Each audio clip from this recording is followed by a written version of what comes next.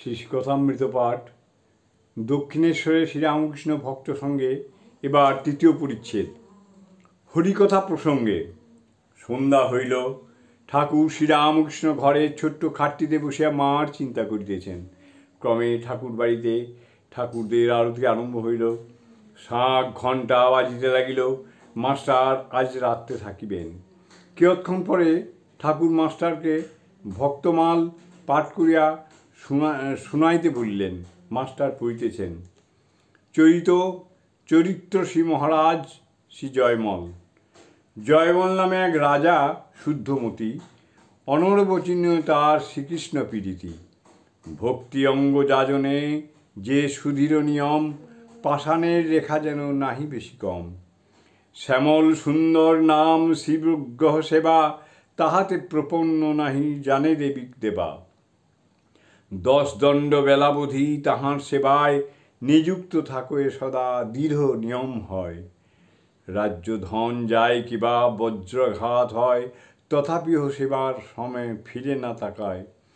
প্রতিযোগী রাজা ইহা সন্ধান জানিয়া, সেই অবসকালে আইল হানা দিয়া। রাজার হুকুম বিনে সৈন্য আদিগণ, যুদ্ধ না করিতে পারে করে নিরক্ষণ। ক্রমে ক্রমে আসিগড় ঘেরে রিপুগণ, তথাপিও তাহাতে কিঞ্চিত নাহি মন। মাতা তার আসি করে কত উচ্চধ্বনি, উদ্বিগ্ন হইয়া যে মাথায় করহানি। সর্বস্ব লইল আর সর্বনাশ হইল, তথাপি তোমার কিছু ভুরুক্ষেপ নইল। জয়মাল কহে মাতা কেন দুঃখ ভাব, যেই দিল সেই লবে তাহে কি করিব। সেই যদি রাখে তবে কে লইতে পারে, অতএব আমার সবার উদ্যমে কি করে। শ্যামল সুন্দর হেদা ঘোড়ায় চড়িয়া, যুদ্ধ করিবারে গেলা অন্তর ধরিয়া। একাই ভক্তের রিপু সৈন্যগণ মারি, আসিয়া বাঁধিল ঘোড়া আপন তেওয়ারি।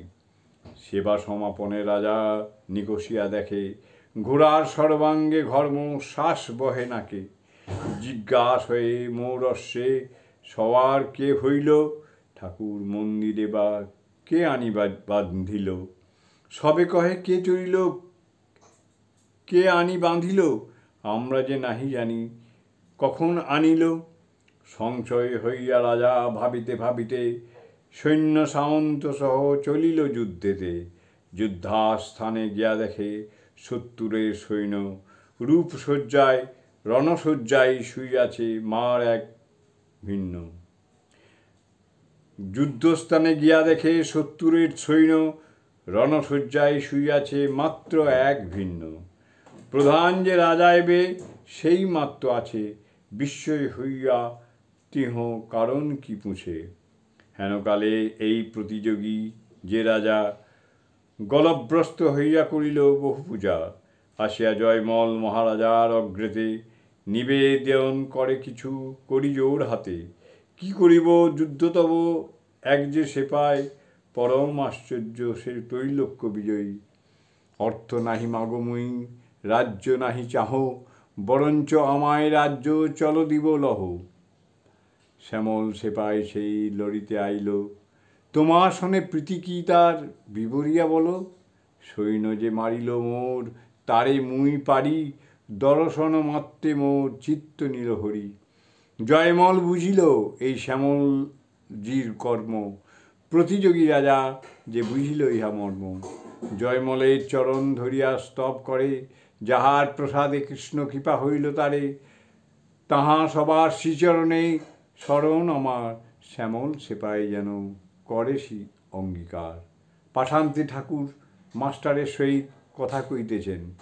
ভক্তমাল একঘেয়ে। অন্তরঙ্গ কে? জনক ও সুখদেব। শ্রীরামকৃষ্ণ, তোমার এসব বিশ্বাস হয়? তিনি সওয়ার হয়ে সেনা বিনাশ করেছিলেন, এসব বিশ্বাস হয়? মাস্টার, ভক্ত ব্যাকুল হয়ে রেখেছিল, এই অবস্থা বিশ্বাস হয়? ঠাকুরকে সাওয়ার ঠিক দেখেছিল কি না এসব বুঝতে পারি না। তিনি সাওয়ার হয়ে আসতে পারেন, তবে ওরা তাঁকে ঠিক দেখেছিল কি না। শ্রীরামকৃষ্ণ সভাষ্য। বইখানিতে বেশ ভক্তদের কথা আছে, তবে একঘেয়ে, যাদের অন্য মত তাদের নিন্দা আছে। পরদিন সকালে উদ্যান পথে দাঁড়াইয়া ঠাকুর কথা কইতেছেন, মুনি বলতেছেন, আমি তাহলে এখানে এসে থাকবো। শ্রীরামকৃষ্ণ, আচ্ছা, এত যে তোমরা আসো এর মানে কি? সাধুকে লোকে একবার হদ্দ দেখে যায়, এত আসে এর মানে কি? মণি অবাক। ঠাকুর নিজেই প্রশ্নের উত্তর দিতেছেন। শ্রীরামকৃষ্ণ মণির প্রতি, অন্তরঙ্গ না হলে কি আসো? অন্তরঙ্গ মানে আত্মীয়, আপনার লোক, যেমন বাপ, ছেলে, ভাই, ভগ্নী। সব কথা বলি না, তাহলে আর আসবে না। সুখদেব ব্রহ্মজ্ঞানের জন্য জনকের কাছে গিয়েছিল। জনক বললে, আগে দক্ষিণা দাও। সুখদেব বললে, আগে উপদেশ না পেলে কেমন করে দক্ষিণা হয়? জনক হাসতে হাসতে বললে, তোমার ব্রহ্মজ্ঞান হলে আর কি গুরু শিষ্য বোধ থাকবে? তাই আগে দক্ষিণার কথা বললাম। জয় ঠাকুর, জয় ঠাকুর, জয় ঠাকুর।